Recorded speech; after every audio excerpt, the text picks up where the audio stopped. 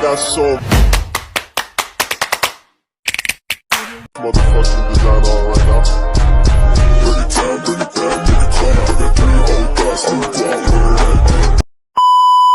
Assalamualaikum warahmatullahi wabarakatuh. Kembali lagi dengan saya, Fadil Dwi Anugrah. Di kesempatan kali ini, saya akan menjelaskan subbab berikutnya mengenai desentralisasi, akuntansi pertanggungjawaban, evaluasi kinerja, dan penetapan harga transfer. Sebelum kita masuk materi ini, teman-teman harus tahu dulu, apa sih yang dimaksud desentralisasi itu? Desentralisasi merupakan suatu bentuk pemberian kewenangan kepada unit-unit atau pengelola dengan tingkat kewenangan yang lebih rendah di dalam suatu struktur organisasi. Tujuannya untuk memberi delegasi yang mampu mengadakan pengambilan keputusan secara mandiri. Akuntansi pertanggungjawaban merupakan suatu sistem yang digunakan oleh perusahaan untuk mengevaluasi kinerja pusat-pusat pertanggungjawaban dan memudahkan pengendalian atas hasil dan biaya yang menjadi tanggung jawab manajer yang bersangkutan. Selanjutnya ada pusat pertanggungjawaban. Pusat pertanggungjawaban merupakan unit kerja di dalam organisasi yang dipimpin oleh seorang manajer yang bertanggung jawab atas aktivitas yang dilakukan atau unit organisasi yang dipimpinnya. Ada 4 tipe pusat pertanggungjawaban. Yang pertama ada pusat pendapatan atau revenue center. Merupakan pusat yang bertanggung jawab atas mencapai target pendapatan atau penjualan. Pusat ini sering ditemukan dalam departemen penjualan atau pemasaran. Yang kedua ada pusat biaya atau cost center. Merupakan pusat yang bertanggung jawab atas pengeluaran atau biaya tertentu. Departemen keuangan, produksi, atau administrasi merupakan salah satu contoh pusat biaya. Yang ketiga ada pusat laba atau profit center. Yang ketiga ada pusat laba atau profit center, merupakan pusat yang bertanggung jawab atas pendapatan dan biaya dengan tujuan mencapai laba bersih. Pusat ini sering ditemukan dalam bisnis yang menghasilkan laba seperti divisi bisnis atau cabang.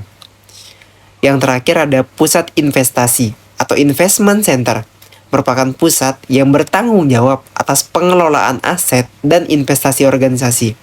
Mereka diukur berdasarkan tingkat pengambilan investasi atau tingkat laba atas aset yang dihasilkan.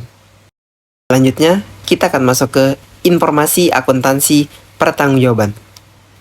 Informasi akuntansi pertanggungjawaban merupakan data dan laporan yang digunakan untuk mengukur, menganalisis, dan melaporkan kinerja berbagai pusat pertanggungjawaban dalam suatu organisasi. Informasi ini membantu manajemen dalam mengambil keputusan dan mengelola sumber daya organisasi dengan lebih efektif. Ada 2 jenis informasi akuntansi pertanggungjawaban. Yang pertama, informasi akuntansi pertanggungjawaban yang berkaitan masa yang telah lalu, bermanfaat untuk penilaian atas kinerja manajer suatu pusat pertanggungjawaban tertentu, dan untuk memberikan motivasi terhadap manajer suatu pusat pertanggungjawaban. Yang kedua, ada informasi akuntansi pertanggungjawaban yang berkaitan masa yang akan datang, bermanfaat untuk penyusunan anggaran. Informasi akuntansi pertanggungjawaban sebagai alat dalam pengendalian manajemen. Ini berarti bahwa informasi tersebut digunakan untuk mengukur, memantau, dan mengelola kinerja berbagai aspek organisasi seperti individu, departemen, atau unit bisnis dengan tujuan untuk mencapai target yang telah ditetapkan. Informasi akuntansi pertanggungjawaban sebagai alat ukur kinerja manajer. Ini berarti bahwa melalui data akuntansi, manajemen dapat mengidentifikasi sejauh mana manajer telah mencapai atau melebihi target yang telah ditetapkan. Ada 5 metode yang digunakan di dalam pengukuran kinerja. Yang pertama ada analisa rasio. Analisa rasio melibatkan perbandingan berbagai rasio keuangan dan non-keuangan untuk mengevaluasi kinerja suatu organisasi atau unit bisnis. Contohnya, rasio laba bersih terhadap penjualan. Yang kedua ada anggaran. Anggaran merupakan alat pengukuran kinerja yang melibatkan perbandingan antara anggaran yang telah ditetapkan dengan hasil aktual yang dicapai. Yang ketiga, ada balance scorecard.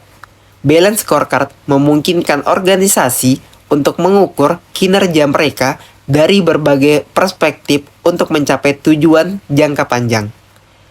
Selanjutnya ada Economy Value Aid atau yang disingkat dengan EVA. EVA merupakan metode yang mengukur kinerja organisasi dengan fokus pada penciptaan nilai bagi pemegang saham. Yang terakhir ada benchmarking. Benchmarking melibatkan perbandingan kinerja organisasi dengan organisasi sejenis atau yang dianggap sebagai yang terbaik dalam industri atau bidang tertentu. Ada 3 cara pengukuran kinerja yang bisa dilakukan. Yang pertama, pengukuran tunggal. Merupakan pendekatan di mana kinerja diukur menggunakan satu metrik atau indikator tunggal. Contohnya, penggunaan pendapatan tahunan sebagai satu-satunya metrik untuk menilai kinerja keuangan. Yang kedua, ada pengukuran ganda. Merupakan pengukuran yang melibatkan penggunaan lebih dari satu metrik atau indikator dalam mengevaluasi kinerja. Contohnya, dalam pengukuran kinerja karyawan, dapat menggunakan metrik seperti produktivitas, kehadiran, dan tingkat kepuasan karyawan. Yang terakhir ada pengukuran gabungan. Merupakan pendekatan yang menggabungkan berbagai metrik kinerja menjadi satu angka atau indeks yang mencerminkan kinerja keseluruhan. Ini sering digunakan dalam kerangka kerja seperti Indeks Kinerja Keseluruhan atau IKK yang menggabungkan berbagai matriks dalam satu skor. Mungkin ini saja yang dapat saya sampaikan. Kurang dan lebihnya saya mohon maaf. Wassalamualaikum warahmatullahi wabarakatuh.